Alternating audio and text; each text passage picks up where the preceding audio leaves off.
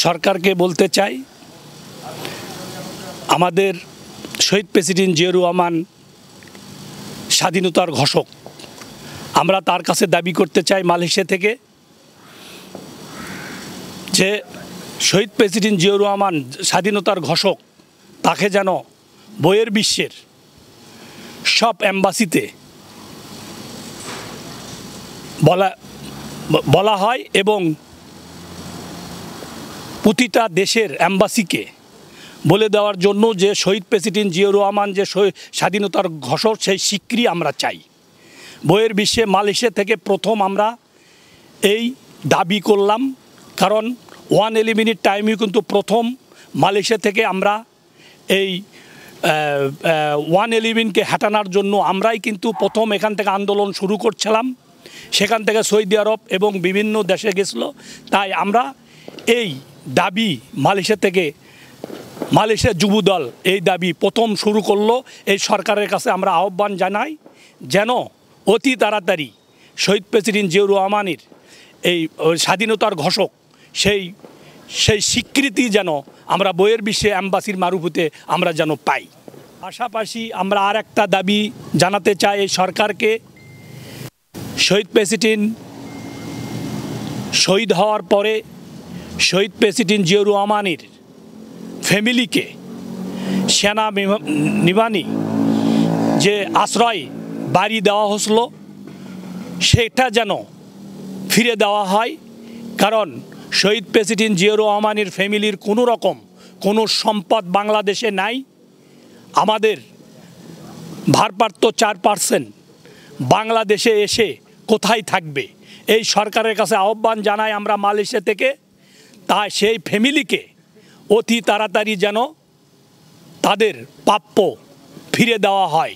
জুলাই আগস্টের আন্দোলনের পরে বাংলাদেশ নতুন করে স্বাধীনতা লাভ করেছে, এটা আমরা ইতিপূর্বে সবাই জানি। কিন্তু এই স্বাধীনতার পূর্বের যেই স্বাধীনতা, সেটা আমাদের মূল স্বাধীনতা। 71-এর স্বাধীনতা আমাদের শহীদ প্রেসিডেন্ট জিয়াউর রহমানের ঘোষণার মধ্য দিয়ে আমাদের সেই স্বাধীনতা আমরা লাভ করেছি। আমাদের সার্বভৌমত্ব, স্বাধীন একটি বাংলাদেশ আমরা পেয়েছি।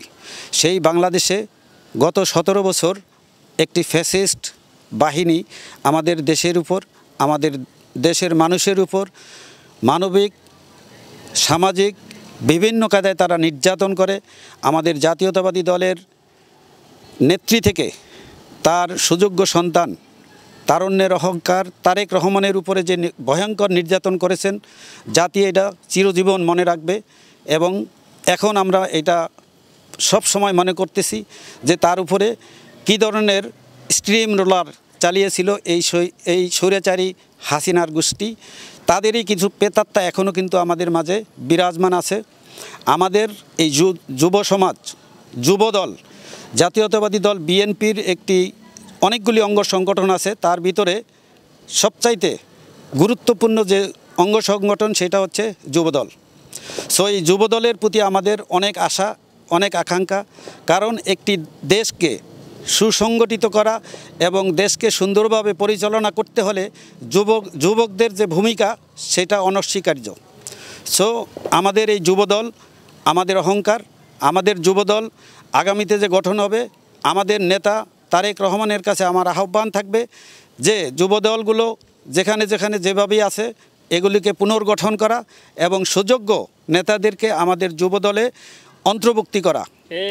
এইটা আমাদের দলের সর্বাঙ্গীন প্রত্যেকের দাবি হওয়া উচিত। সুযোগ্য যে নেতা আছে তাদেরকে আমাদের নেতৃত্ব দিতে হবে, যাতে করে আমাদের দেশ এবং আমাদের জাতীয়তাবাদী দল আগামীতে সুনামের সাথে ক্যারি অন করতে পারে। এটা আমার আজকে এখান থেকে এই আহ্বান থাকবে আমাদের নেতা তারেক রহমানের কাছে। পাশাপাশি আমরা গত 26শে মার্চ মহান স্বাধীনতা দিবসে আমরা উপলব্ধি করেছি মালয়েশিয়া তথা বিশ্বের বিভিন্ন দেশের এম্বাসিগুলোতে আমাদের যে 71 সনের যেই স্বাধীনতা, সেই স্বাধীনতাকে ম্লান করার জন্য বর্তমানে কিছু ফ্যাসিস্ট হাসিনার কিছু প্রেতাত্মা প্রত্যেকটা এম্বাসির ভিতরে ওত পেতে আছে। কিভাবে তারা জিয়াউর রহমানের নামকে ম্লান করা যায়, তার নামকে মুছে ফেলা যায়, তারই কিছু প্রতিকৃতি আমরা দেখেছি। গত 26শে মার্চ মালয়েশিয়া এম্বাসির একটি প্রামাণ্যচিত্র প্রদর্শন করা হয়েছিল।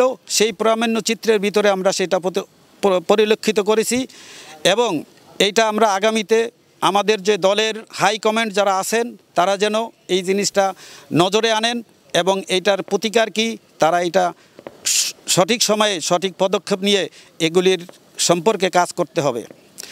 পাশাপাশি একটা জিনিস আমাদের মালয়েশিয়া যুবদলের মিনহাজ মণ্ডল ভাই যেটা বলেছেন, আমাদের দেশনেত্রী আমাদের মা খালেদা জিয়া, আপনারা জানেন 17 বছর পূর্বে যখন ফ্যাসিস্ট হাসিনা অবৈধভাবে ক্ষমতায় আসে তখন তাকে তার নিজ বাড়ি থেকে বিতাড়িত করা হয়েছিল, কি নির্মমভাবে।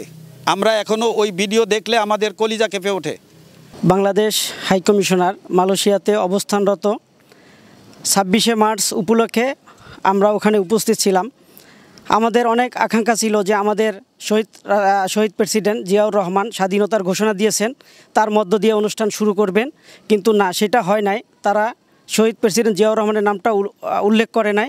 এজন্য ওখানেও আমরা মালয়েশিয়ার যুবদলের পক্ষ থেকে প্রতিবাদ জানিয়েছি এবং আমি বলতে চাই যে শেখ হাসিনা স্বৈরাচারের প্রেতিত্ব আত্মা এখনও বাংলাদেশ হাইকমিশনারে বিরাজমান আছে এবং দস্তগীর যে স্কেলের মাধ্যমে কোটি কোটি রিঙ্গিত এখান থেকে হাতিয়ে নিছে, তার এখান থেকে চলে যাওয়ার প্রত্যাহার আদেশ থাকা সত্ত্বেও সে এখনও মালয়েশিয়া থেকে যাইতেছে না। এই জন্যে মালয়েশিয়া প্রবাসী সবাই হতাশ।